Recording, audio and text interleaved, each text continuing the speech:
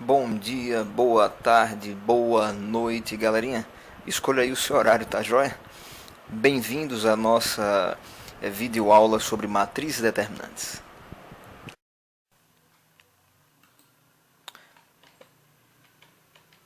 Este é o nosso curso sobre matrizes e determinantes. E se você está assistindo esta videoaula, é porque você se inscreveu comigo. Você está lembrado da nossa aula inaugural? Então ali eu apresentei para você 10 cursos. Estão eles aqui, ó. O terceiro deles é este, matriz determinantes. O objetivo desta videoaula, pessoal, é suplementar a nossa aula presencial. Não é bem substituí-la, já que é importante demais até o nosso contato, olho no olho, nosso relacionamento dentro da sala de aula é importante. Mas caso você não tenha faltado esta aula, ou mesmo tendo assistido a aula, você acha importante, não é, ter um registro, ou até mesmo caso você sentiu dificuldade com esse material, você pode avançar, você pode voltar, pausar e observar os passos, observar a sequência da apresentação do assunto. Tá joia? Então, vamos começar. O que é que eu quero? Eu quero apresentar para você inicialmente o conceito, a ideia de matriz. Tá joia? Nós temos uma tabela bacana, eu serei bem dinâmico, eu procurarei ser bastante objetivo, tá certo? Você pode ler cada detalhe, cada frase, eu irei focar naquilo que é essencial. Nesta tabela, como você pode ver aí na imagem, nós temos algumas linhas, algumas colunas, e é isso que nós chamamos de matriz. Matriz é uma tabela. A gente pode trabalhar nesta linguagem de tabela ou na linguagem matricial. Por exemplo, eu trouxe aqui dois exemplos para vocês de tabelas na linguagem matricial ou de matrizes. Você observa aqui a primeira, ela possui 3 linhas. Observe o 5 e o 2, esses elementos colocados, dispostos horizontalmente. O 5 e o 2, o menos 3 e o 4 e o 0. Já o 5, o menos 3 e o 4, os 2, o 4 e o 0 estão dispostos verticalmente. Então nós temos 3 linhas e nós temos exatamente 2 colunas. Daí a gente costuma chamar matriz assim de matriz do tipo 3 por 2. O primeiro valor se refere à quantidade de linhas, o segundo à quantidade de colunas. Essa matriz grandona aqui possui 15 elementos. Como é que eu sei? Eu não contei. Eu apenas multipliquei a quantidade de linhas pela quantidade de colunas. Tá joia? Neste outro exemplo, eu me detalho aqui, eu coloco as linhas organizadamente aqui para você, a primeira, a segunda, a terceira, a quarta, assim como bem como as 3 colunas. E eu quero, a partir de agora, dizer para você que quando aparecer a letra I, quando aparecer a letra J, elas representarão, respectivamente, a quantidade de linhas e a quantidade de colunas de uma matriz. Tá certo?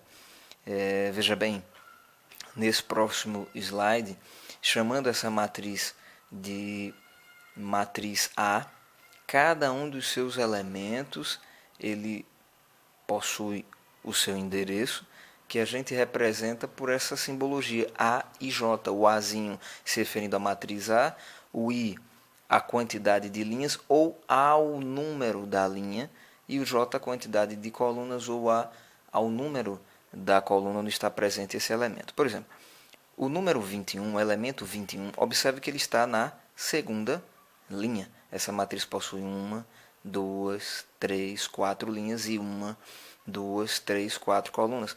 O 21 ele é o elemento que está presente na segunda linha, na terceira coluna. Daí eu estou chamando ele aqui, ó, de elemento da matriz A, que está na segunda linha. Olha o 2 pequenininho, ó. E na terceira coluna a gente chama assim, A23 é o elemento 21. Tá joia? Por isso que eu lhe falei que onde você vê I, a matemática, a gente tem o costume de usar a letra I para representar a linha a qual pertence o elemento, ou mesmo a quantidade de linhas que a matriz possui. E J, a coluna a qual o elemento pertence. Observe que o 4 ele está exatamente na quarta linha e na segunda coluna nessa ordem. Sempre a quantidade de linhas ou o número da linha vem na frente do número da coluna. Eu quero fazer um exercício com você agora para a gente fixar bem isso. Eu peguei aqui um livro interessante, o livro Fundamentos da Matemática Elementar, o volume 4. E eu quero trabalhar com você o seguinte exemplo. Veja só, deixa eu só achá-lo aqui. Não está nessa página, mas a gente vai procurá-lo rapidamente para podermos trabalhar com vocês. É esse o exemplo, certo? Então, aqui nós temos um enunciado que diz indicar explicitamente os elementos da matriz A. Observe o I e o J aparecendo. E observe o tipo da matriz também aparecendo. Você está lembrado? Você pode voltar aí à videoaula e procurar o que significa esse 3 por 3. É exatamente a quantidade de linhas e a quantidade de colunas. Essa matriz A ela possui 9 elementos e a gente vai descobrir quais são esses elementos. Para tanto, a questão nos deu essa fórmula. Essa fórmula diz A e J igual a I menos J, ou seja, cada elemento na sua linha e na sua coluna é dado pelo número da linha a qual ele pertence, subtraído do número da coluna ao qual ele pertence. Então veja bem, o primeiro elemento dessa matriz A é o A1. Você está lembrado? Né? Eu posso até voltar aqui para você. Tá joia? Você tem aqui o A11, o A12, o A13, o A21, o A22, o A23 e por aí vai, sempre seguindo essa sequência. Quantidade de linhas, quantidade de colunas, número da linha na frente, representado pela letra I, número da coluna depois, representado pela letra J. Gente, você vai pegar a linha onde o indivíduo está e a coluna dele e fazer a subtração. Então, o A1, ó, pegando esses dois valorizinhos aqui, ó, 1 menos 1, isso é 0. Isso quer dizer que o primeiro elemento da matriz A, seguindo essa lei de formação da matriz, essa fórmula, é o 0. Por quê? Porque somente o 0 satisfaz A e J igual a I menos J.